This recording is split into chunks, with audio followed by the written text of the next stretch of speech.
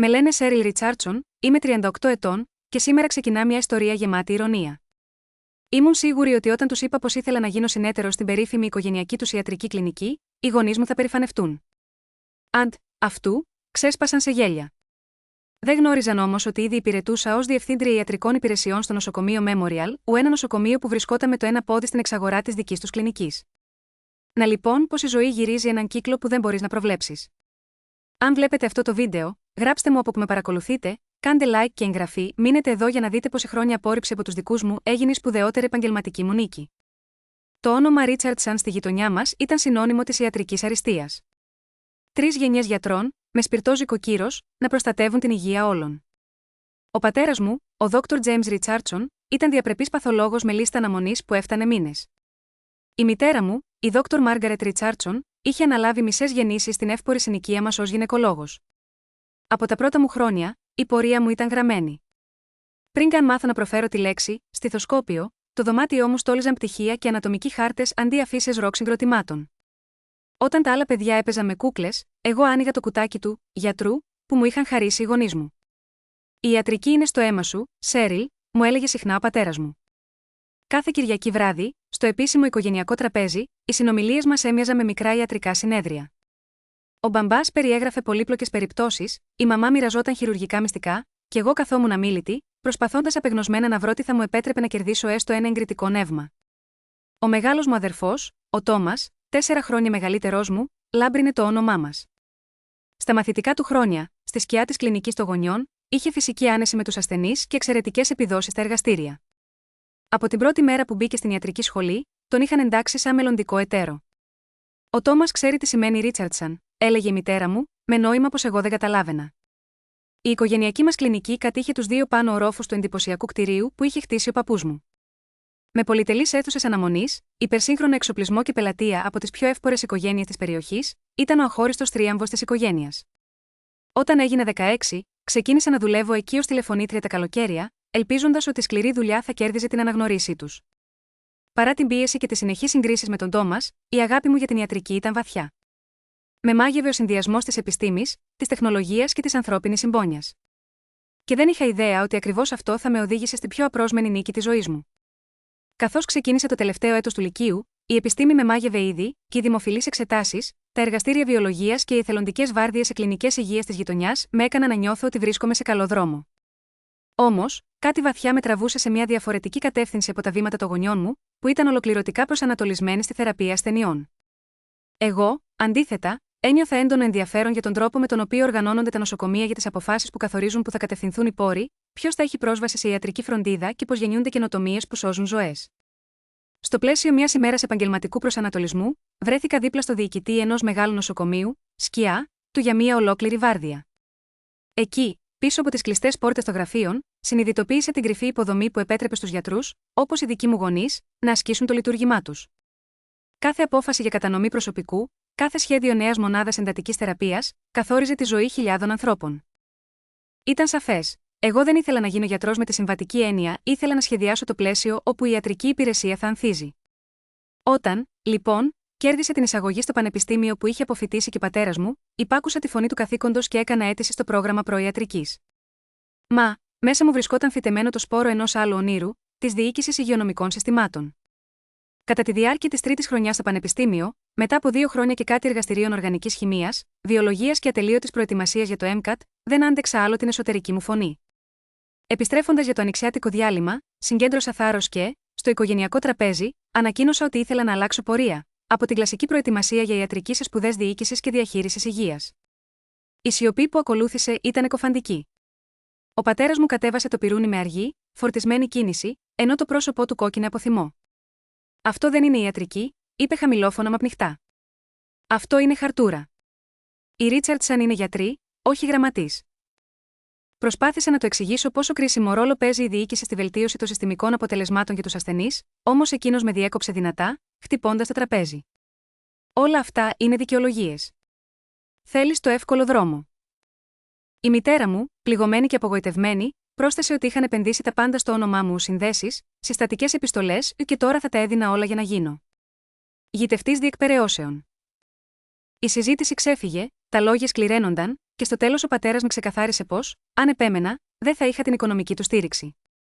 Κι έτσι γεννήθηκε η απόφαση που έμελε να χωρίσει την οικογένειά μας για χρόνια. Ακολούθησε την καρδιά μου προς τη διοίκηση υγείας, έχοντας πια την πεποίθηση πως μέσα σίγμα, αυτόν τον πολύπλοκο κόσμο των συστημάτων θα μπορούσα να φέρω τη δική μου καινοτομία, συμπληρώνοντας αλλά και τιμώντας την κλινική κληρονομιά των Ρίτσαρντσον.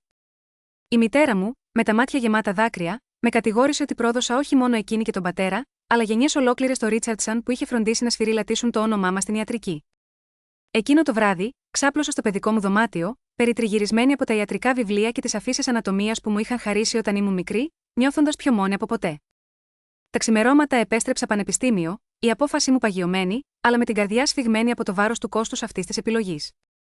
Όπως προειδοποίησαν, οι γονείς μου διέκοψαν αμέσως την κάλυψη των διδάκτρων και του επιδόματος διαβίωσης. Στα 20 μου χρόνια βρέθηκα ξαφνικά να παλεύω με επίγοντα φοιτητικά δάνεια και να αναλαμβάνω παράλληλα 3 δουλειές στο κάμπας, για να τα βγάλω πέρα. Η κάποτε άνετη ζωή μου μετατράπηκε μέσα σε μια νύχτα σε έναν διαρκή χορό ανάμεσα σε μελέτη, εργασιακό άγχος και οικονομικά ελλείμματα. Οι επικοινωνίες με την οικογένεια περιορίστηκαν σε σύντομα, παγωμένα μηνύματα, και οι εορταστικές επισκέψεις γίνονταν υπό τη διακριτική σιωπή για το μέλλον μου. Ο αδερφός μου, ο Τόμας, που ήδη βρισκόταν στο δεύτερο έτος της ιατρικής, προσπαθούσε συχνά να λειτουργήσει ως ενδιάμεσος, αλλά τελικά πήρε το μέρος των γονιών. «Θέλουν μόνο το καλύτερο για σένα, Σέραλ», μου είπε μια φορά στο τηλέφωνο. «Δεν είναι αργά να ξαναμπείς στο δρόμο της ιατρικής». Μα εγώ είχα αποφασίσει. Μετέτρεψα τον αρχικό μου κλάδο σε διοίκηση υγείας, πρόσθεσα τη διοίκηση επιχειρήσεων ως δεύτερη κατεύθυνση και ρίχτηκα στη νέα μου διαδρομή με όλες μου τις δυνάμεις. Οι βαθμοί μου, που ως τότε ήταν απλώς καλοί, έγιναν εξαιρετικοί. Ανακάλυψα έναν άσβεστο ενθουσιασμό για μαθήματα που άλλοτε με είχαν αφήσει αδιάφοροι, όπως η οργανική χημεία και η κυταρική βιολογία. Την άνοιξη του 4ου έτους γνώρισα τη Dr. Eleanor Guides, προσκεκλημένη ομιλήτρια σε ένα σεμινάριο καινοτομίας στην υγεία. Μετά από μια ζωηρή συζήτηση για τη βελτίωση της αποτελεσματικότητας στα επίγοντα, μου ζήτησε να μείνει μαζί μου μετά το μάθημα. «Έχεις μοναδική οπτική, Σέραλ», μου είπε, με βλέμμα γεμάτο ενδιαφέρον. «Καταλαβαίνεις τόσο τον κλινικό όσο και τον διοικητικό κόσμο της υγείας, κάτι σπάνιο και ανεκτήμητο». Όταν της μίλησα για την οικογενειακή μου κρίση, περίμενα ελαφριά κριτική. Αυτού βρήκα κατανόηση και στήριξη.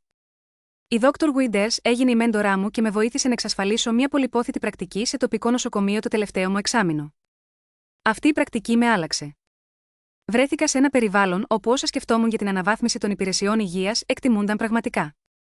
Συνεργάστηκα με διοικητικά στελέχη που αναγνώρισαν την αξία του υποβαθρού μου και έφερα στην υλοποίηση το πρώτο μου project βελτίωσης ποιότητας. Μια απλοποιημένη διαδικασία εισαγωγής ασθενών που μείωσε τους χρόνους αναμονής στα επίγοντα κατά 22% σε πιλωτικό στάδιο. Ένιωσα ότι, για πρώτη φορά, επέστρεφα σπίτι μου όχι στο παλιό, στενό πλαίσιο, αλλά σε έναν κόσμο όπου το όνειρό μου μπορούσε όντως να ανθίσει. Καθώς η μέρα της αποφοιτήσης πλησίαζε, ένιωθα πως βρισκόμουν σε μια ακόμη διασταύρωση, μόνο που αυτή τη φορά δεν με κυρίευε η αμφιβολία, αλλά μια ανανεωμένη αυτοπεποίθηση. Δεν είχα κανέναν από τους δικούς μου στην κερκίδα της τελετής, όμως μέσα μου είχε ήδη ανθίσει ένα όραμα, έναν τομέα υγείας πιο αποδοτικό, προσιτό και πραγματικά προσανατολισμένο στον ασθενή. Ένιωθα πια πως, ονομαζόμουν εγώ ή όχι Ρίτσαρντσον, μπορούσα να το κάνω πράξη. Λίγες εβδομάδες μετά την αποφοίτηση από το προπτυχιακό, έλαβα δεκτήριο σε ένα πολύ απαιτητικό συνδυασμένο μεταπτυχιακό πρόγραμμα διοίκησης υγείας και MBA. Με δίδαξαν ήδη από παιδί την αξία της σκληρής δουλειάς, ΓΙ, αυτό πήρα θέση ως βοηθός μεταπτυχιακού για να καλύπτω τα έξοδα και φορτώθηκα και άλλες φοιτητικές δανειοδοτήσεις, αποφασισμένη να επενδύσω στο μέλλον μου, παρόλο που τα οικονομικά μου ήταν τεντωμένα. Κάθε εξάμηνο έστελνα στον μπαμπά και τη μαμά τους βαθμούς, τα βραβεία και τις προτάσεις εργασίας που δεχόμουν. Εκείνοι απαντούσαν μονολεκτικά, επίσημα, σαν να ήθελαν να ξεπετάξουν την υποχρέωση. Ωστόσο, όταν ήρθε η μέρα της αποφοίτησης, ήμουν πρώτη της τάξης, με 2 μεταπτυχιακά και μια σειρά από προσφορές για δουλειά. Ακολούθησα τη συμβουλή του μέντορά μου, του Dr. Guides, και δέχτηκα θέση στο Memorial Hospital, ένα μεγάλο πανεπιστημιακό νοσοκομείο 3 ώρες μακριά από το πατρικό μου. Εκεί ξεκίνησε ένα διετές fellowship που στόχο είχε να διαμορφώσει τους επόμενους ηγέτες της υγείας, περνώντας τους από όλα τα τμήματα και τα επίπεδα διοίκησης. Από την πρώτη μέρα βούτυξα με όρεξη σε κάθε νέα δοκιμασία, κράτησα ζωντανές τόσο την παραδοσιακή εργατικότητα που μου είχε εμφυσίσει η οικογένεια όσο και τη δημιουργική σκέψη που, ηρωνικά, μου είχαν πάντα αποθαρρύνει. Το αποκορύφωμα ήρθε με το τελικό μου έργο. Μια ανασχεδίαση του συστήματος ραντεβού εξωτερικών ιατρίων, που μείωσε τις απουσίες των ασθενών κατά 30% και προσέθεσε πάνω από $2 εκατομμύρια έσοδα στο πρώτο έτος εφαρμογής. «Έχεις το χάρισμα να βλέπεις ταυτόχρονα το δάσος και τα δέντρα», μου είπε ο διευθύνων λειτουργός στην αξιολόγηση. «Κατανοείς τις κλινικές συνέπειες της διοικητικές αποφάσεις, ΓΙ, αυτό είσαι ανεκτήμητη». Όταν ολοκληρώθηκε το fellowship, μου πρόσφεραν μόνιμη θέση διευθύντριας εξωτερικών υπηρεσιών, ένα ρόλο ασυνήθιστα υψηλό για την ηλικία μου. Τα επόμενα 5 χρόνια πέρασαν σαν θύελλα. Εβδομάδα των 60 ωρών, απαιτητικά έργα, συνεχείς προκλήσεις. Οι πιο παλιοί γιατροί δεν έδειχναν ενθουσιασμό στο να δέχονται εντολές από μια νέα γυναίκα διοικητικό, όμως ένα-ένα τα γλώσσια τους έλειωναν μπροστά στα βάσιμα στοιχεία και την ειλικρινή μου εκτίμηση για την κλινική τους εμπειρία. Στα 30 μου είχα ανέβει στη θέση του αναπληρωτή διευθύνοντος λειτουργού, εποπτεύοντας δεκάδες υπηρεσίες και εκατοντάδες τελέχη. Στα 33 έγινα ο νεότερος διευθύνων λειτουργός στην ιστορία του Memorial Hospital. Το στυλ μου ήταν απλό. Αυστηρή οικονομική διαχείριση, αδιάκοπη προσήλωση στην ποιότητα φροντίδας και πραγματικό σεβασμός στην ευημερία του προσωπικού. Ήταν αυτός ο συνδυασμός που κέρδιζε σεβασμό και μετρούσε επιτυχίες. Κι όμως, παρά την καριέρα μου που έβρισκε επιτέλους το δρόμο της, η σχέση μου με την οικογένεια έμενε επιφυλακτική. Ήξεραν μόνο πως έκανα διοίκηση υγείας, ποτέ όμως δεν έδειξαν πραγματικό ενδιαφέρον να μάθουν πώς γινόταν αυτή η διαδρομή. Εγώ συνέχιζα να κοιτώ μπροστά, σφυρίλατώντας το όραμά μου για έναν καλύτερο, πιο ανθρώπινο τομέα υγείας, χωρίς το πατρικό όνομα στο βιογραφικό μου. Κάθε φορά που επέστρεφα με τα ελάχιστα ετήσια διαλύματα στις πατρίδες, οι συγγενείς με ρωτούσαν αδιάκριτα για τη δουλειά μου. Εγώ, επιλέγοντας να κρατώ μυστήρια τα πάντα, έριχνα αόριστες ατάκες για το Memorial Hospital, αφήνοντας τους να φαντάζονται μεσαία διεύθυνση παρά να μάθουν την αλήθεια. Στην προσωπική μου ζωή ήμουν σχεδόν φάντασμα, όλη μου η ενέργεια κατευθυνόταν στη δουλειά. Οι λίγες σχέσεις που προσπάθησα να χτίσω διαλύονταν στις ατέλειωτες βάρδιες και την αδυναμία μου να προσφέρω συναισθηματική παρουσία. Ο μοναδικός άνθρωπος που με καταλάβαινε πραγματικά ήταν ο Μάικλ Κάρτερ, ο νομικός σύμβουλος του νοσοκομείου. Με τη γνώση του για τη διοίκηση και την ειλικρινή φιλία του, έγινα πιο τολμηρός στις πρωτοβουλίες μου. Μαζί οργανώσαμε προγράμματα κοινοφελούς παροχής, δωρεάν κλινικές σε υποβαθμισμένες γειτονιές και συνεργασίες με σχολεία για μαθήματα υγείας. Όχι μόνο καλύψαμε τις ρυθμιστικές απαιτήσεις, αλλά βρήκα και εγώ ένα βαθύτερο νόημα, συνέδεσα την ιατρική φροντίδα με κοινωνική αλλαγή, κάτι που στην οικογενειακή μας κλινική δεν είχε υπάρξει ποτέ. Στα 36 μου, όταν ο διευθύνων σύμβουλος του Memorial ανακοίνωσε την αποχώρησή του, ήρθε η πρόκληση να διεκδικήσω εγώ τη θέση. Οι συνεντεύξεις με το Διοικητικό Συμβούλιο ήταν σκληρές. Παρουσιάσεις και καλυμμένη αμφισβήτηση για την ηλικία μου, ατελείωτα ερωτήματα. Όμως με την αποδεδειγμένη αύξηση εσόδων και βελτίωση ποιότητας, μαζί με το όραμά μου για το μέλλον του νοσοκομείου, κέρδισε την εμπιστοσύνη τους. Η μέρα που έλαβα το επίσημο προσκλητήριο για τη θέση του CEO και ταυτόχρονα του CMO του Memorial ήταν η πιο περήφανη στην καριέρα μου. Το πρώτο μου τηλεφώνημα έγινε στο Michael, το δεύτερο στον Dr. Winters, το μέντορά μου. Πάντα πίστευα πως θα φτάσεις ψηλά, είπε εκείνος με θαυμασμό. Και έχεις ενημερώσει την οικογένεια. Η αλήθεια ήταν ότι δεν είχα μιλήσει ούτε λέξη στους δικούς μου. Παρά την επαγγελματική μου καταξίωση, ίσως εξαιτίας αυτής, το χάσμα με τους γονείς μου μεγάλωνε. Ο αδερφός μου, ο Θωμάς, είχε ακολουθήσει κατά γράμμα το οικογενειακό ιατρείο και πλέον προοριζόταν να το αναλάβει. Οι δικές μου επισκέψεις περιορίζονταν σε τυπικά τηλεφωνήματα τις γιορτές και μαζεμένα ευχετήρια κάρτες. Πιστεύουν ότι έκανα λάθος επιλογή, τους εξήγησα στον Dr. Winters. Αν τους πω ότι τώρα τρέχω ένα ολόκληρο νοσοκομείο, θα τους φανεί σαν να θέλω να αποδείξω κάτι. Έτσι, έκρυψα τη μεγάλη μου επιτυχία και, σε ηλικία 37 ετών, ανέλαβα την κεφαλή του Memorial Hospital, με 2.000 εργαζόμενους και προϋπολογισμό $500 εκατομμυρίων ετησίως. Το πρώτο έτος μου ως CEO ήταν γεμάτο προκλήσεις και θριάμβους. Αντιμετώπισα μια δύσκολη εφαρμογή ηλεκτρονικού φακέλου ασθενών και εξασφάλισα ένα εθνικό βραβείο ποιότητας. Και τότε, κατά τη διάρκεια ενός στρατηγικού συνεδρίου με την εκτελεστική ομάδα, η πορεία της καριέρας μου ετοιμαζόταν να διασταυρωθεί με την οικογενειακή μου κληρονομιά, προετοιμάζοντας την καταιγίδα μιας σύγκρουσης που δεν είχα ποτέ φανταστεί.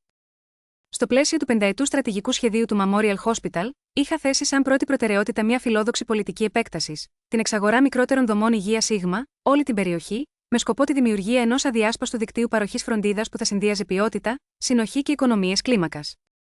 Στη φθινοπορεινή μας συνεδρίαση, η Τζέσικα Λόσαν, η αφοσιωμένη διευθύντριά μου στρατηγικής, απλώνοντας μπροστά μας ένα μεγάλο φύλλο υπολογισμού, παρουσίασε τα 15 ανεξάρτητα ιατρεία που πληρούσαν τα κριτήριά μας. Οι περισσότεροι είναι ομάδες πρωτοβάθμιας φροντίδας που αναζητούν την ασφάλεια και τη σταθερότητα της νοσοκομειακής στήριξης, καθώς μεταβάλλονται οι τρόποι χρηματοδότησης, εξήγησε καθώς σκανάραμε γραμμή τα στοιχεία. Έκανα να πάρω μια γουλιά από τον καφέ μου και σχεδόν πνίγηκα όταν διάβασα το τελευταίο όνομα, Richardson Family Medicine. Το ιατρείο της οικογένειάς μου, η ιατρική δυναστεία από την οποία με είχαν εξορίσει, τώρα εμφανιζόταν στα υποκατάληψη, περιζήτητα θυράματα. Σήκωσα τα μάτια μου στην Τζέσικα και ρώτησα με ψυχρή φωνή, δείχνοντας το όνομα στην οθόνη, ποια είναι η οικονομική του κατάσταση. Είναι από τα πιο ενδιαφέροντα παραδείγματα, χαμογέλασε εκείνη και έφερε μπροστά μας μια αναλυτική οικονομική έκθεση. Το ιατρείο της οικογένειας Ρίτσαρντσον διατηρεί άριστη φήμη και πιστούς ασθενείς, αλλά διοικητικά έχει σοβαρές παθογένειες.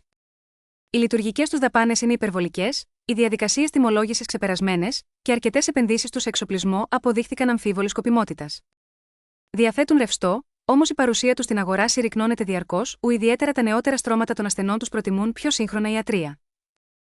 Η ηρωνία με χτύπησε σαν σφαλιάρα. Αυτές ακριβώς οι διοικητικές ικανότητες, την οικονομική στρατηγική και τη μέθοδο στη λειτουργία ενός ιατρείου, που οι γονείς μου απέρριπταν ως κατώτερες, τώρα ήταν το ζωτικό συστατικό που το δικό τους ιατρείο έψαχνε απεγνωσμένα. Αποσύρθηκα διακριτικά από τη συνεδρίαση και επέστρεψα στο γραφείο μου, προσπαθώντας να χωνέψω αυτό το απρόβλεπτο σενάριο.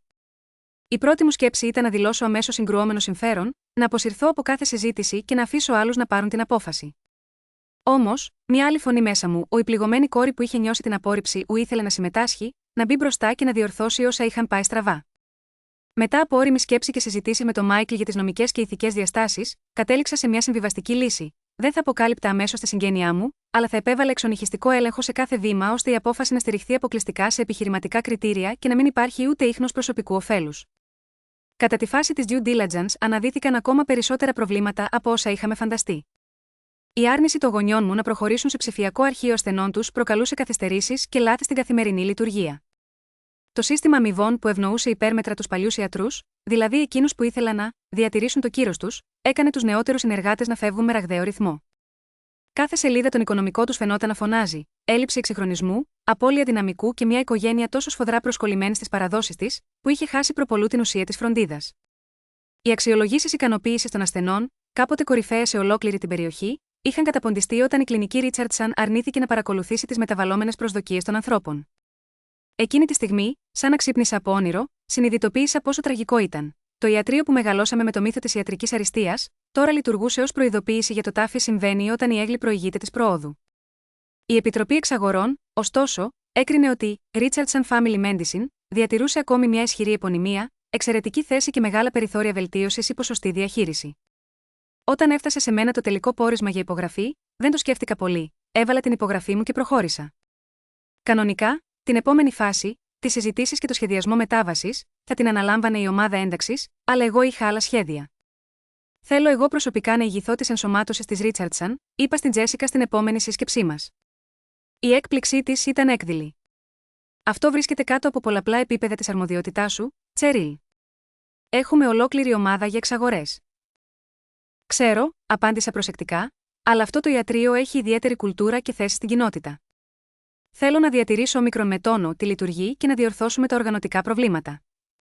Εκείνο που δεν αποκάλυψα ήταν η αλήθεια. Μετά από 15 χρόνια αποξένωσης, ήθελα να βρεθώ απέναντι στους γονείς μου στο τραπέζι των διαπραγματεύσεων και να τους δείξω τι είχα χτίσει, όταν εκείνοι αμφισβητούσαν κάθε μου επιλογή. Καθώς η διαδικασία προχώρησε και ορίστηκε η πρώτη συνάντηση με την ηγεσία της Ρίτσαρντσον, ένιωθα μια παράξενη ανάμειξη άγχους και προσμονής. Η αίθουσα συνεδριάσεων στον τελευταίο όροφο του νοσοκομείου Memorial θα γινόταν το σκηνικό μιας οικογενειακής επανένωσης, ίσως και μιας απολογιστικής ρήξης, που μαζευόταν επί 15 χρόνια. Το πρωί της συνάντησης, στάθηκα στο μπάνιο του γραφείου μου και κοίταξα το είδωλό μου καθώς έβαζα το τελευταίο χέρι από το κραγιόν. Στα 38 μου δεν είχα πια καμία σχέση με την ανασφαλή φοιτήτρια που κάποτε αμφισβήτησε τους γονείς της. Τα κοστούμια μεγάλων οίκων είχαν αντικαταστήσει τα φτηνά ρούχα των δύσκολων χρόνων, και η σιγουριά που νιώθω διευθύνοντας ένα μεγάλο νοσοκομείο είχε εκτοπίσει την παλιά μου ανάγκη για γονική έγκριση. Ο Μάικλ πέρασε από το γραφείο μου πριν φύγει για τη δική του σειρά και είπε χαμηλόφωνα: δεν θα σε αναγνωρίσουν, όχι μόνο εξωτερικά, αλλά και για το ποια έχεις γίνει. Πριν τη συνάντηση, είχα φροντίσει η γραμματεία να μην αποκαλύψει ούτε το όνομά μου ούτε τη θέση μου στους εκπροσώπους της Ρίτσαρντσον. Ήθελα να είναι έκπληξη. Οι πρώτες επαφές είχαν διεκπεραιωθεί από την Τζέσικα και την ομάδα μας εξαγορών, με εμένα να αναφέρομαι απλώς ως η διοίκηση του νοσοκομείου, και εμένα θα με είχατε στο τραπέζι για την τελική διαπραγμάτευση. Είσαι σίγουρη ότι θες να το κάνεις αυτό? Ρώτησε ο Μάικλ, προσφέροντάς μου ευγενικά να αναλάβει εκείνος. Ανασήκωσα το κεφάλι μου και απάντησα: όχι. Αυτό πρέπει να το κάνω εγώ. Συγκέντρωσα τα χαρτιά μου, μάζεψα τον φάκελό μου και μπήκα στην αίθουσα συσκέψεων του Διοικητικού Συμβουλίου, περιέργως ήρεμη. 20 χρόνια διαπραγματεύσεων, 25 κρίσιμες συνεδριάσεις υψηλού ρίσκου, που είχαν όλα προετοιμάσει το έδαφος για αυτήν τη στιγμή. Ίσα που χτύπησα την πόρτα και την άνοιξα, και τους είδα ήδη καθισμένους γύρω από το μακρύ τραπέζι, τους γονείς μου στην κορυφή και δίπλα τους στον Θωμά. 2 ακόμη νεότεροι γιατροί, άγνωστοι σε μένα, προφανώς νέοι συνέτεροι της οικογενειακής κλινικής, δεν στράφηκαν ως εμένα, ου κατέγραφαν κάτι στα χαρτιά τους. Μου πήρε δευτερόλεπτα να περιεργαστώ τις λεπτομέρειές τους χωρίς να με προσέξουν. Ο πατέρας μου είχε γεράσει πολύ. Τα μαύρα μαλλιά του άσπρισαν τελείως, οι βαθιές ρητίδες γύρω από τα μάτια και το στόμα του μαρτυρούσαν λιγότερο πολιτική εξουσίας και περισσότερο απολογισμό ζωής. Η μητέρα μου, παρά την ελαφριά συσφυξή της, κρατούσε ακόμα ζωντανό ένα κομψό προφίλ, το τσίγκινο βλέμμα τυπωμένο πάνω από τα γυαλιά ανάγνωσης, η στάση της άκαμπτη καθώς ξεφύλιζε τα έγγραφα. Ο Θωμάς, στα 42 του, ήταν σαν σκιαγράφηση του πατέρα μας η έκφραση μιας υποβόσκουσας ανυπομονησίας, ζωσμένη με γόητρο. «Καλημέρα σε όλους», είπα κλείνοντας την πόρτα διακριτικά πίσω μου. «Σας ευχαριστώ που ήρθατε σήμερα». Τα κεφάλια στράφηκαν κατά πάνω μου σχεδόν σαν να είχαν σύρτη. Έκπληξη ζωγραφίστηκε στα πρόσωπα των γονιών μου, ενώ ο Θωμάς άφησε το στόμα του να ανοίξει αδύναμα σε μορφή «Ω».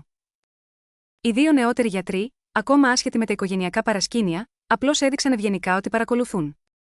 «Δόκτωρ Ριτσάντσον». Ψιθύρισε η μητέρα μου, η φωνή της πασμένη. «Καλημέρα, μαμά», διόρθωσα με κοφτερή ευγένεια, ακουμπώντας τον φάκελο πάνω στο τραπέζι. Δημιουργός και διευθύνουσα σύμβουλος του Memorial Hospital. Έχω τη χαρά να κατέχω αυτόν τον ρόλο εδώ και 15 χρόνια, εκ των οποίων τους τελευταίους 18 μήνες ως CEO. Σήμερα όμως δεν μιλάμε για τη δική μου πορεία. Βρισκόμαστε εδώ για να συζητήσουμε την ενδεχόμενη εξαγορά της οικογενειακής ιατρικής κλινικής Richardson από το δίκτυο του νοσοκομείου μας. Οι νεαροί γιατροί κοίταξαν ανάμεσά μας, διαισθανόμενοι τη φόρτιση, χωρίς όμως να ξέρουν την προέλευσή της. Ο Θωμάς έμοιαζε να θέλει να εξαφανιστεί μέσα στη μοκέτα.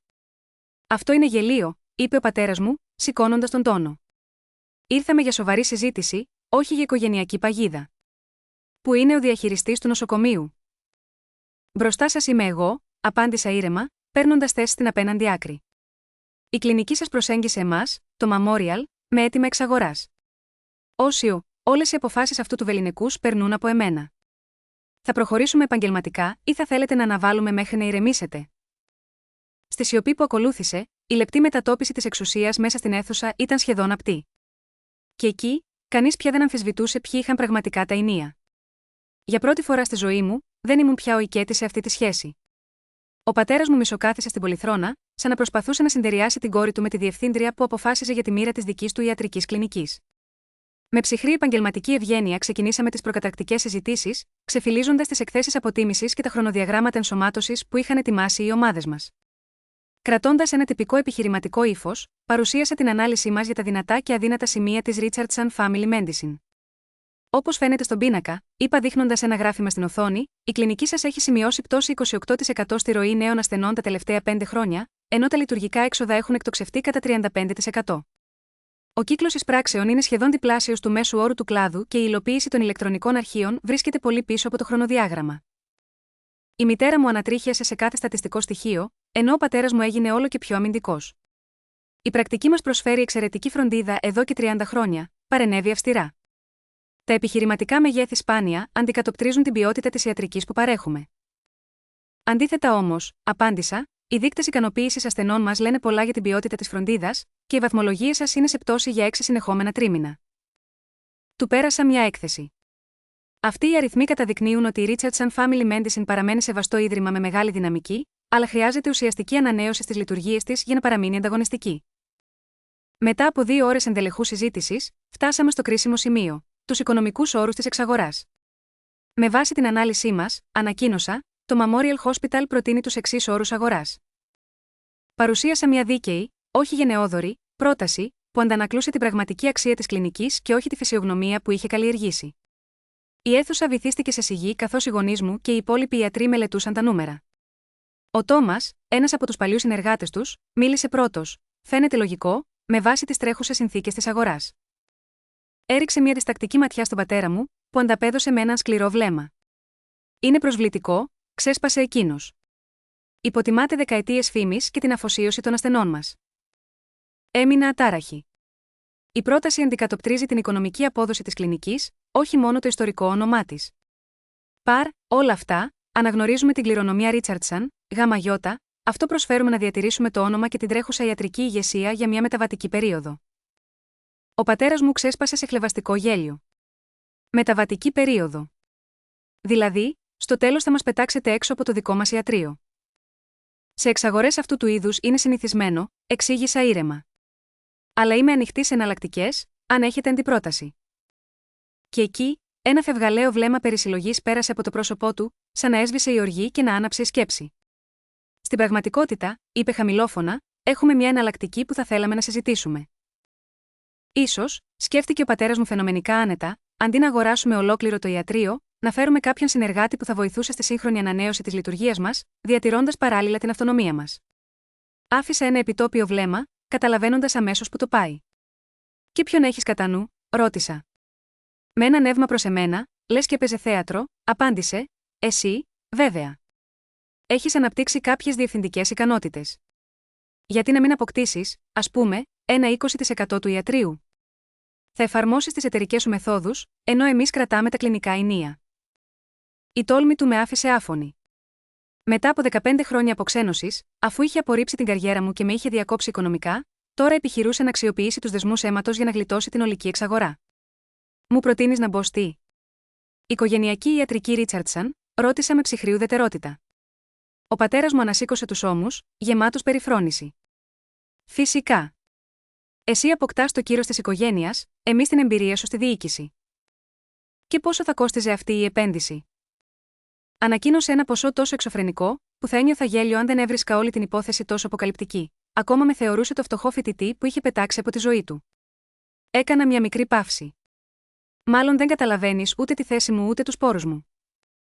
Ο πατέρας μου γύρισε βιαστικά την πλάτη, αλλά συνέχισε. Μπορούμε να το χρηματοδοτήσουμε εμείς, ως μέρος του πακέτου αποδοχών σου. Η χλέβη του ήταν σταγόνα που ξεχύλισε το ποτήρι. Άνοιξα το λάπτοπ μου και το έστρεψα προς εκείνον. Στην πραγματικότητα, κύριε Ρίτσαρντσον, έχετε μερικές εντελώς λανθασμένες υποθέσεις. Πρώτον, ως διευθύνων ιατρικό σύμβουλο στο Memorial Hospital, ήδη έχω πλήρη νοσηλευτικά προνόμια, πολύ ανώτερα από όσα θα μπορούσε να μου προσφέρει το ιατρείο σας.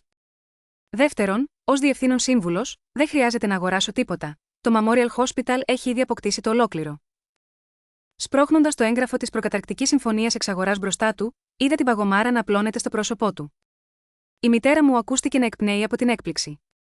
Τόμας με κοίταξε με μάτια ορθάνυχτα, σαν να μην πίστευε αυτό που συνέβαινε μπροστά του. Ο απόλυτος έλεγχος μιας ζωής ολόκληρης να περνάει τώρα στα δικά μου χέρια. Από τον επόμενο μήνα, άρχισα, νιώθοντας πως η σιωπή στο δωμάτιο βάθαινε, η Richardson Family Medicine θα γίνει θυγατρική της Memorial Hospital. Κι εγώ, ως διευθύνων σύμβουλος, θα έχω τον τελικό λόγο για όλες τις λειτουργικές αποφάσεις, από το προσωπικό και τις αμοιβές μέχρι τα κλινικά προνόμια. Έκλεισα το λάπτοπ μου με έναν καθαρό, αποφασιστικό ήχο που αντίχησε στους τοίχους.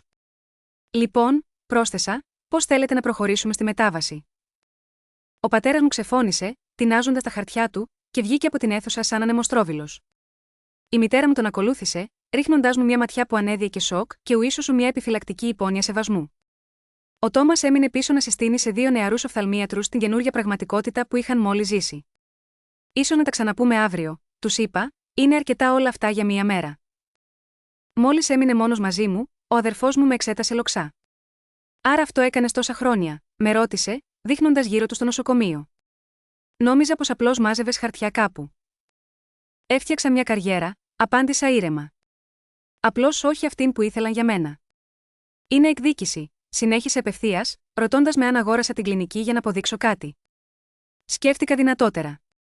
Υπάρχει ένα αίσθημα δικαίωσης, ναι, αλλά εκδίκηση. Όχι. Αυτό το deal έχει επιχειρηματικό νόημα. Η φήμη της πρακτικής έχει ακόμα αξία, με σωστή διοίκηση μπορεί να ανθίσει ξανά. Αν το έκανα για εκδίκηση, θα άφηνε την κατάσταση να κατρακυλήσει μέχρι θανάτου. Ο Τόμας μου έγνεψε, αποδεχόμενος με σχετική δυσκολία. Οι άλλοι δεν θα το δουν έτσι. Το ξέρω, είπα. Αλλά αυτό κάνουμε πάντα. Βλέπουν ο μικρομετών ότι περιμένουν να δουν, όχι ο μικρομετών ότι υπάρχει σιγματάφ, αλήθεια. Αντιλαλούντων των λέξεων μας, ανταλλάξαμε ένα αμήχανο μισοαγκαλιά, και εκείνος υποσχέθηκε να μιλήσει στους γονείς μας να τους προτρέψει σε επαγγελματική, αν όχι θερμή, προσέγγιση. Την επόμενη μέρα, η βοηθός μου με ειδοποίησε πως οι γονείς μου περίμεναν στη ρεσεψιόν ζητώντας να με δουν. Τους οδήγησα σε μια μικρότερη, πιο ιδιωτική αίθουσα. Προτιμούσε επαγγελματικά όρια από τα γραφειακά μου. Μπήκαν κουρασμένοι μα συγκροτημένοι, σαν να είχαν περάσει τη νύχτα επεξεργαζόμενοι τη νέα πραγματικότητα. Ο πατέρας μου σηκώθηκε πρώτος. Είμαστε εδώ να συζητήσουμε τους όρους, είπε με επισημότητα. Διότι, όπως φαίνεται, δεν έχουμε επιλογή σίγμα, αυτή την εξαγορά. Επιλογές πάντα υπάρχουν, απάντησα με ήρεμη φωνή. Ναι, η εξαγορά θα προχωρήσει. Το ερώτημα είναι αν θέλετε να μείνετε στην καινούρια δομή ή να αποσυρθείτε. Η μητέρα μου αναστέναξε στη λέξη απόσυρση. Ο πατέρας μου όμως έγειρε μπροστά, έτοιμος να ακούσει το επόμενο κεφάλαιο. Κεφάλαιο 12 από 16. Η ερώτηση, και αν μείνεις, θα ψάξεις εκδίκηση για το παρελθόν, αντίχησε σαν βαρύ φορτίο στα λόγια του Θωμά, τα οποία μείνανε χαραγμένα από τη συζήτησή μας της προηγούμενης μέρας αλλά και από τα 15 χρόνια αποξένωσης. Πάγωσα για μια στιγμή πριν απαντήσω, ήθελα κάθε λέξη μου να είναι ακριβής και αληθινή. Αυτό που συνέβη μεταξύ μας είναι προσωπικό, είπα με προσοχή. Εδώ όμως πρόκειται για δουλειά. Οι αλλαγές που θα εφαρμόσω στο ιατρείο θα ήταν οι ίδιες ανεξάρτητα από το ποιος είναι ο ιδιοκτήτης. Θα υιοθετήσουμε πλήρως τα ηλεκτρονικά αρχεία υγείας. Η τιμολόγηση θα συγκεντρωθεί σε ένα κεντρικό σύστημα. Η αμοιβή των γιατρών θα αναδιαμορφωθεί ώστε να επιβραβεύει την ποιότητα των αποτελεσμάτων και όχι μόνο τον όγκο των περιστατικών. Σταμάτησα για μια ανάσα, πριν συνεχίσω. Αν με ρωτάτε αν θα χρησιμοποιήσω τη θέση μου για να σας τιμωρήσω, η απάντηση είναι όχι. Θα ήταν ανάρμοστο και, στο τέλος, αυτοκαταστροφικό. Όμως δεν πρόκειται ούτε να συντηρήσω παροχημένες πρακτικές από συναισθηματισμό ή οικογενειακούς δεσμούς. Τότε μίλησε η μητέρα μου, με τη φωνή της σχεδόν ψιθυριστή. Έχεις αλλάξει τόσο πολύ, Τσέριλ, έχεις κληρύνει. Της χαμογέλασα ελαφρά. Έχω γίνει αποτελεσματική, της διόρθωσα. Έχω χτίσει κάτι σημαντικό εδώ, κάτι που βοηθάει χιλιάδες ασθενών καθημερινά, χωρίς την υποστήριξη ή την πίστη αυτών που θα έπρεπε να ήταν οι μεγαλύτεροι θαυμαστές μου. Η στενοχώρια στη φωνή μου δεν κρυβόταν, και αυτό έκανε τη μάνα μου να μαλακώσει. Ίσως είχαμε λάθος σε κάποια πράγματα, ψιθύρισε. Ο πατέρας μου έδειξε έτοιμος να αντιδράσει, μα τελικά ανέβρισε καταφατικά. Χθες το βράδυ, ο αδερφός μου μας έδειξε κάποια άρθρα για σένα, βραβεία, προγράμματα που εγγενίασες. Καθαρίζοντας τη φωνή του, συμπλήρωσε, μας εντυπωσίασαν. Ήταν η πιο κοντινή στιγμή σε μία συγγνώμη απ' όσα είχα ακούσει από εκείνον. Ένα μικρό βάρος έφυγε απ' την καρδιά μου. Ευχαριστώ, είπα απλά. Για τις επόμενες 2 ώρες συζητήσαμε λεπτομερώς για τη μεταβίβαση, τους μακροχρόνιους ασθενείς, το προσωπικό, τον ιατρικό τους τρόπο. Τους άκουσα και απάντησα σε κάθε θέμα με επαγγελματισμό, παρουσιάζοντας ένα σχέδιο που θα διατήρουσε όμικρον με τόνο τι λειτουργούσε, βελτιώνοντας όμικρον με τόνο τι είχε ανάγκη εξυγχρονισμού. Στο τέλος καταλήξαμε σε μια λειτουργική συμφωνία. Θα παρέμεναν στο ιατρείο για 2 χρόνια, βοηθώντας την ομαλή μετάβαση και μειώνοντας σταδιακά το φόρτο ασθενών. Όταν θα πλησίαζαν στη συνταξιοδότηση, ο Θωμάς θα έμενε ως ανώτερος ιατρός, εκπαιδευόμενος ταυτόχρονα σε διοικητικά, ώστε ίσως αναλάβει ηγετικό ρόλο στην πρωτοβάθμια φροντίδα του νοσοκομείου Memorial. Πριν φύγουν, η μητέρα μου δίστασε, ύστερα με ρώτησε: Θα έρθεις κάποια μέρα για δείπνο? Όχι για δουλειά, απλώς ως οικογένεια.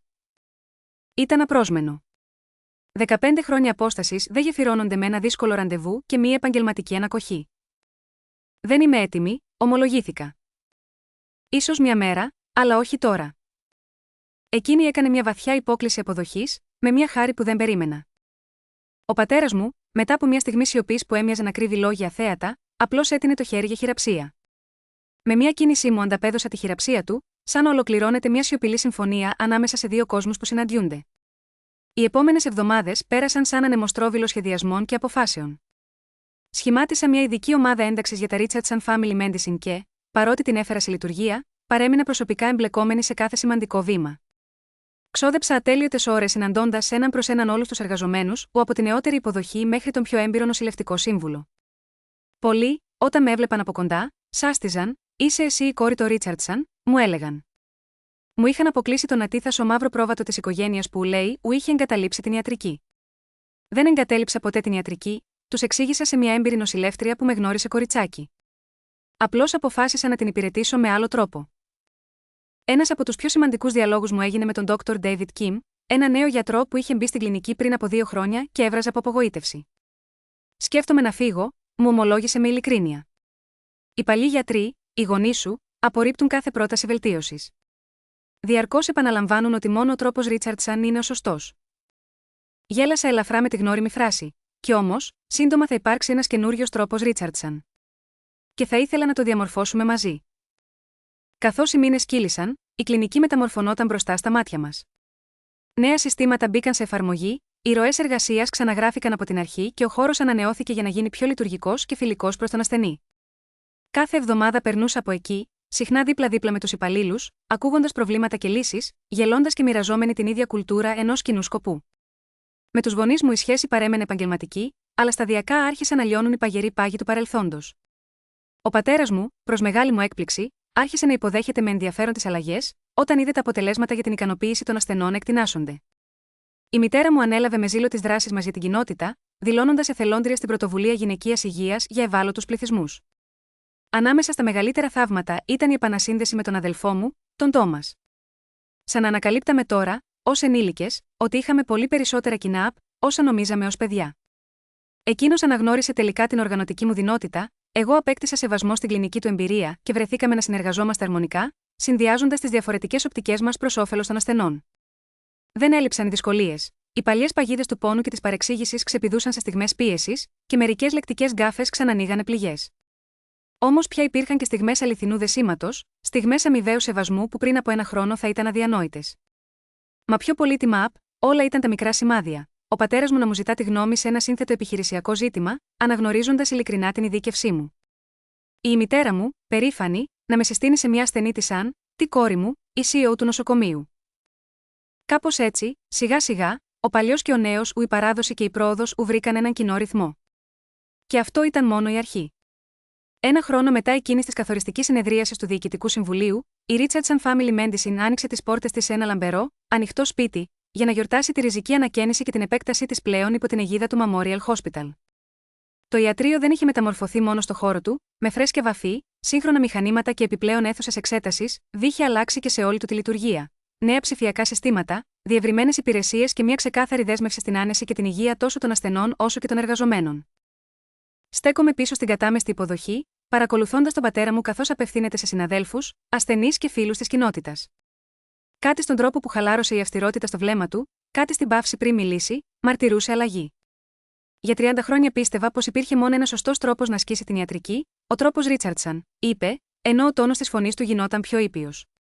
Δεν κατάλαβα νωρίτερα ότι ο δικός μας τρόπος μπορούσε να εξελιχθεί, να διευρυνθεί πέρα από τα όρια που είχα φανταστεί. Καθώς κοίταξα στο πλήθος και τα μάτια του συνάντησαν τα δικά μου, ακούστηκε μια σχεδόν δημόσια παραδοχή της δικής μου συνεισφοράς, και ένιωσα ένα σφίξιμο στο λαιμό. Αργότερα, όταν οι καλεσμένοι περιηγήθηκαν στους ανακαινισμένους χώρους και γέμιζαν ποτήρια σαμπάνιας, η μητέρα μου με πλησίασε με 2 φλιτζάνια στο χέρι. Ο πατέρας σου δεν θα στο πει ποτέ ευθέως, μου ψιθύρισε, αλλά είναι υπερήφανος για όσα έχτισες. Και εμείς είμαστε. Κι αν και δεν έγινα γιατρός, προσέθεσε με παιχνιδιάρικο χαμόγελο, γίνεται ακριβώς αυτό που χρειαζόταν η κληρονομιά Richardson. Απλώς εκείνοι ήμασταν πολύ τυφλοί για να το δούμε. Το βράδυ, βρήκα τον εαυτό μου μόνο στην υγιεινή αίθουσα εργασίας των γιατρών, που παλιά ήταν το προσωπικό γραφείο του πατέρα μου. Έσκυβα στο βαμμένο τόξο της πόρτας όταν εμφανίστηκε ο Τόμας με ένα πλατή χαμόγελο. Το δεν έχεις χρήματα να πάρεις μερίδιο ως είσαι αφεντικό ολόκληρου του οργανισμού, η διαδρομή σου είναι κάτι, σχολίασε. Γέλασα απαλά. Αυτό ποτέ δεν ήταν ο στόχος, σωστά. Κάπως έτσι, παραδέχτηκα. Ίσως αρχικά ένιωσα ικανοποίηση όταν είδα το βλέμμα του πατέρα πίσω στο συμβούλιο, αλλά πέρασε γρήγορα. Τι θέση του πήρε η συνειδητοποίηση ότι η αληθινή επιτυχία δεν είναι το να αποδείξει σε κάποιον πως έσφαλε, αλλά το να χτίσεις κάτι ουσιαστικό παρά τις αντιξοότητες. Κάθε φορά που εστιάζεις στο να τους δείξεις πως δεν είχαν δίκιο, τους δίνεις τη δύναμή σου. Ελευθερία σημαίνει να δημιουργείς για σένα, ανεξάρτητα από εγκρίσεις. Ο Τόμας γύρισε προς τα εμένα, σκεφτικός. Σκέφτομαι πόσο διαφορετικές ήταν οι διαδρομές μας. Εσύ πήρες τη δική σου πορεία μέσα από την αντίσταση, ενώ εγώ ακολούθησα το καθορισμένο σχέδιο χωρίς να το αμφισβητήσω. Αναρωτιέμαι ποιος από τους δύο ήταν πιο τολμηρός. Μας σκέπαζε η γαλήνη του ανακαινισμένου γραφείου, και μια νέα κατανόηση άνθησε ανάμεσά μας, ότι μερικές φορές η πραγματική γενναιότητα κρύβεται στο να χαράσεις καινούργια μονοπάτια, ακόμη και όταν όλοι γύρω σου σε θεωρούν ήδη χαμένο. Πρόσφατα συνειδητοποίησα πως η γενναιότητα έχει πολλές μορφές, όπως και οι προκλήσεις που καλούμαστε να αντιμετωπίσουμε. Μέσα στους επόμενους μήνες, η σχέση μου με τους γονείς μου άρχισε να μετασχηματίζεται σιγά-σιγά. Δεν γίναμε ξαφνικά η τυπική οικογένεια των κινηματογραφικών ταινιών, γεμάτη αγκαλιές και εκδηλώσεις τοργής, όμως βρήκαμε ένα νέο είδος ισορροπίας, βασισμένο στον αμοιβαίο σεβασμό για τα επαγγελματικά επιτεύγματά μας, που άρχισε σιγά-σιγά να αντανακλάται και στις προσωπικές μας στιγμές. Ο πατέρας μου άρχισε πια να με ρωτά για οικονομικές και επιχειρηματικές αποφάσεις εκτός του ιατρείου, ενώ η σχέση μου με τη μητέρα μου αναζωπυρωνόταν σε μηνιαία γεύματα, αυτά τα προσεκτικά ραντεβού, που μας επέτρεπαν να ξαναχτίσουμε όσα είχαν ραγίσει.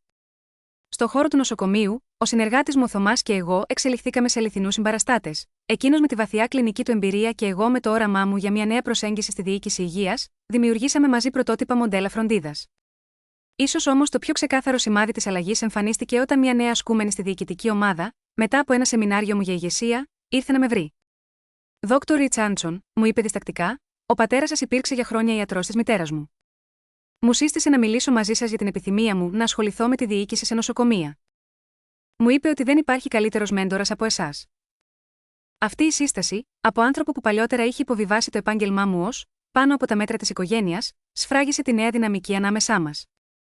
Το ταξίδι από την απόρριψη στην αποδοχή δεν ήταν σύντομο ούτε χωρίς οδυνηρά μαθήματα. Δεν υπήρξε καμία μαγική στιγμή άμεσης συμφιλίωσης, υπήρξε απλώς σταθερή δουλειά, οι επαγγελματικές επιτυχίες και η αργή ανοικοδόμηση εμπιστοσύνης από την αρχή. Έμαθα ότι η αληθινή ίαση δεν απαιτεί να ξεχάσουμε το παρελθόν ή να προσποιηθούμε πως ο πόνος δεν συνέβη ποτέ. Χρειάζεται να χτίσουμε κάτι καινούριο που θα σέβεται τόσο την πληγή όσο και την ανάπτυξη που γεννήθηκε από αυτήν. Να θέσουμε όρια, μένοντας παράλληλα ανοιχτοί στην αλλαγή, και, πάνω απ' όλα, να ορίσουμε εμείς τι σημαίνει επιτυχία, αντί να δεχόμαστε τη σφραγίδα κάποιου άλλου. Η πιο ηρωνική αλήθεια στην ιστορία μου είναι πως, με το να με απορρίψουν, οι γονείς μου με όθησαν να γίνω ακριβώς αυτό που χρειαζόταν η οικογενειακή μας παράδοση για να επιβιώσει σε ένα νέο, απαιτητικό κόσμο της υγείας.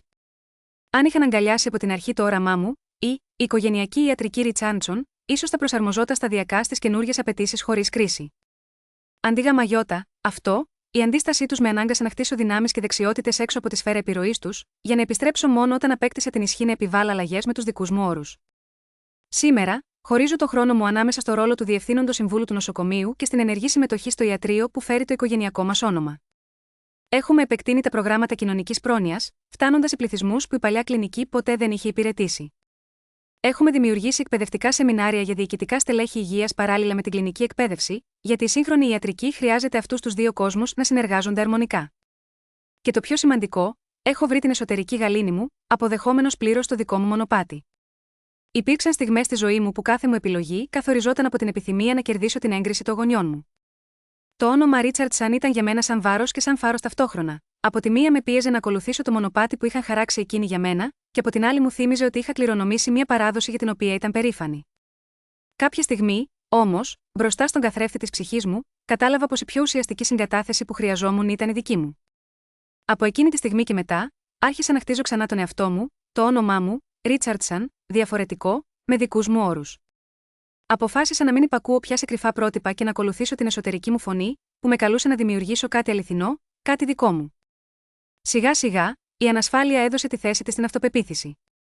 Ανακάλυψα ότι η πραγματική επιτυχία δεν μετριέται από το πόσο πιστά αντιγράφεις κάποιον άλλον, αλλά από το πώς αξιοποιείς τα δικά σου χαρίσματα και την προσωπική σου οπτική. Αν και εσύ αισθάνεσαι πιεσμένος από προσδοκίες οικογενειακές που δεν συμβαδίζουν με τα όνειρά σου, να ξέρεις ότι η πιο δύσκολη πορεία συνήθως οδηγεί στον πιο ουσιαστικό προορισμό. Η αξία σου δεν εξαρτάται από την αναγνώριση των άλλων. Εσύ ορίζεις το μέτρο της. Μοιράσου στα σχόλια την εμπειρία σου. Έχεις και εσύ ποτέ ανοίξει τον δικό σου δρόμο παρά τις οικογενειακές αντιρρήσεις? Κατέληξε σε αμοιβαία κατανόηση ή βρίσκεσαι ακόμα στο ταξίδι? Αν η ιστορία μου σου μίλησε, κάνε like, εγγράψου και στείλε το μήνυμα σε κάποιον που χρειάζεται να ακούσει πως, κάποιες φορές, η απόρριψη από την οικογένεια που μοιάζει τέλος, είναι στην πραγματικότητα η αρχή της μεγαλύτερης σου νίκης.